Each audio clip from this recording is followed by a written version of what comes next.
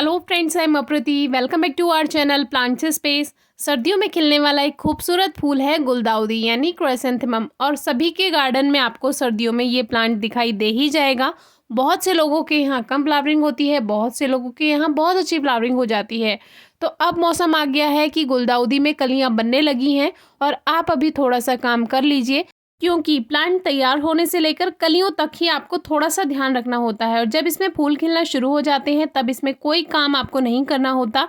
अब देखिए, इन सभी वैरायटी में लगभग कलियां बनने को ही हैं। किसी किसी में आपको नहीं नज़र आ रही होंगी, लेकिन 2 से 5 दिन के अंदर इनमें भी सभी में कलियां बनने लगेंगी। कुछ वैरायटी में जल्दी बन जाती हैं। अब जैसे कि ये प्लांट है, तो देखिए कितनी खूबसूरत छोटी छोटी कलियां बन रही हैं। तो सबसे पहले आपको करना क्या है, पॉट्स में जितनी भी वीड्स ग्रो हो गई हैं उनको सबको हटा दीजिए, जो भी घास खरपतवार है, और जो स्टेम एरिया है उसको क्लीन रखिए प्लांट्स का, यानी कि जो तना है उसमें कोई शूट ना आ रही हो। अब यह है गोबर की खाद, जो कि देखिए अच्छी तरह से डिकम्पोज हो चुकी होनी चाहिए, यानी नई गोबर की खाद नहीं, पुरानी गोबर की खाद आपको लेनी है।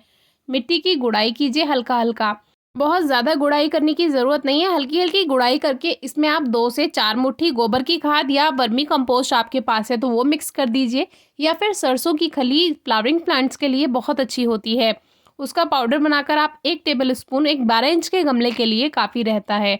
और इस तरह से आप फर्टिलाइज़र ऐड कर सकते हैं। अब देखिए, ये बेबी प्लांट है, क्योंकि ये सभी मदर प्लांट्स हैं, हमने कटिंग से ही ग्रो नहीं किए थे, इसीलिए इनसे ये बेबी प्लांट्स बनते हैं।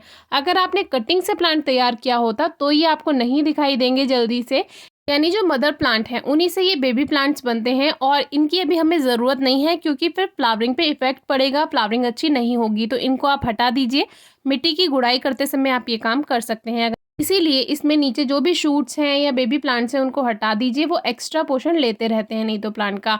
अब देखिए, ये चिट लगाने का इसलिए फ़ायदा होता है, ये हमने आपको बनानी बताई हुई है वेस्ट से। इससे क्या होता है, वैरायटी का पता रहता है कि ये कौन सी वैरायटी है, इसलिए ये काम आप ज़रूर से कीजिए। तो इसमें भी हम देखिए 2-3 मुट्ठी गोबर की खाद मिक्स कर देंगे, और ये काम आप हर 20 से 25 दिन में कर सकते हैं, जब से आपने ये कटिंग्स या प्लांट्स ग्रो किए हैं तब से। ये काम आपको गर्मियों में करने की बहुत ज़्यादा ज़रूरत नहीं होती है, बस लगभग आप इसको अगस्त लास्ट से सितंबर से करना शुरू कर सकते हैं। अब देखिए, ये जो प्लांट है, अब इसमें कलियां बन रही हैं, लेकिन इसमें एक कमी होती है। जो गुलदाउदी के पौधे को अगर आप सपोर्ट नहीं देंगे तो वो झुकने लगता है जैसे जैसे उसमें कलियां बनती हैं।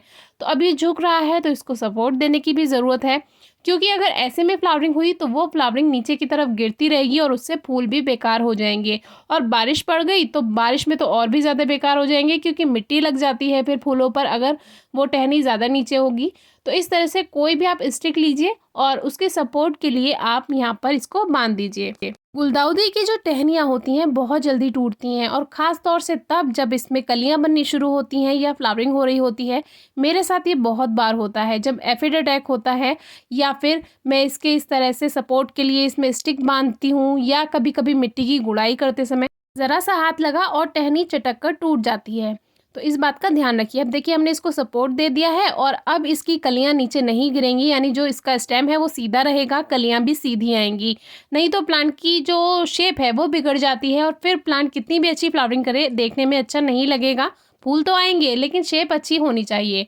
अब एक प्लांट में और दिखा देते हैं, ये बेबी प्लांट बन रहा है, देखिए इसको भी आप हटा दीजिए, खास तौर से तब जब फ्लावरिंग होने वाली हो। और इन सभी प्लांट्स के स्टेम आप देखेंगे बिल्कुल क्लीन है, क्योंकि अगर प्लांट नीचे ग्रोथ करेगा यहाँ पर, तो जो ऊपर वाला पोर्शन है, यानी कि जो इसमें कलियां बन रही हैं, वो फिर वहाँ पे ध्यान प्लांट नहीं दे पाएगा। अब देखिए, इसको बांधा है और ये सारी टहनियाँ नीचे गिरी हुई थी, तो अब ये सीधी ग्रोथ कर पाएंगी, नहीं तो जिधर से ये गिरी रहती उधर की तरफ ये ग्रोथ करती चली जाती थी। गुलदाउदी में कुछ वैरायटी लचीली होती हैं, इसीलिए उनकी टहनियाँ गिर जाती हैं, लेकिन कुछ वैरायटी देखिए, ये जो वैरायटी है बिल्कुल सीधी चल रही है, इसमें ना तो सपोर्ट की ज़रूरत खास होती है और ना ही ये टहनियाँ नीचे गिरती हैं।